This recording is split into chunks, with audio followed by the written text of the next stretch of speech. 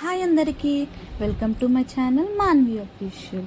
ఈరోజు ఎంతో simple and tasty tomato పప్పుని ఎలా చేయాలో చూద్దామా. ఇంతకీ ఎంతమందికి టమాటో పప్పు అంటే ఇష్టమో కమెంట్ చేయండి. మా హస్బెండ్కి మాత్రం ఈ టమాటో పప్పు అంటే చాలా ఇష్టం. నేనైతే ఎప్పుడు పప్పు చేసినా సరే హాఫ్ అన్ అవర్ ముందు పప్పు నానబెట్టుకుంటానండి. అలా నానబెట్టుకోవడం వల్ల గ్యాస్ ప్రాబ్లమ్స్ అనేవి రావంట. ఒకవేళ మీకు నచ్చినట్టయితే మీరు కూడా ఇప్పటి నుంచి ఒక హాఫ్ అన్ అవర్ నానబెట్టుకోండి. అలా నానబెట్టుకున్న పప్పుని ప్రెషర్ కుక్కర్లో వేసుకొని అందులో కొద్దిగా tomato, chilli powder, salt, onion, పసుపు, కరివేపాకు, పచ్చిమిర్చి వేసుకొని బాగా కలుపుకోవాలి. నాకు ఈ కరివేపాకు కుక్కర్లో వేయడం వల్ల అది ఉడికేటప్పుడు చాలా మంచి స్మెల్ వస్తుంది కరివేపాకుది. లాస్ట్కి కొద్దిగా ఆయిల్ వేసుకొని కలుపుకోవాలి.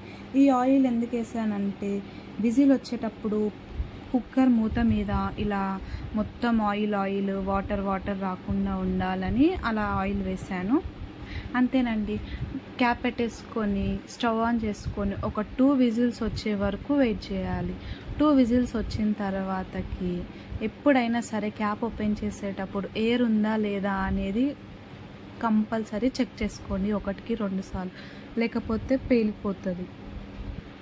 మన పప్పు అయితే మంచిగా ఉడికిపోయిందండి. నేనైతే ఒక్కసారి అయితే ఇలా రుబ్బుతున్నాను. ఇలా రుబ్బడం వల్ల ఏంటంటే కొంచెం మంచిగా అనిపిస్తుంది, కొంచెం పప్పు ఉండకుండా ఉంటుంది. అలా రుబ్బుకున్న తర్వాతకి వేరే గిన్నెలోకి ట్రాన్స్ఫర్ చేసుకుందాం. ఈ పప్పుని వేరే గిన్నెలోకి ట్రాన్స్ఫర్ చేసుకున్న తర్వాతకి పోపులోకి వెల్లుల్లిపాయని దంచుకుందాము. నాకైతే పప్పులో ఫ్రెష్ వెల్లుల్లి దంచుకుంటేనే ఇష్టం అండి.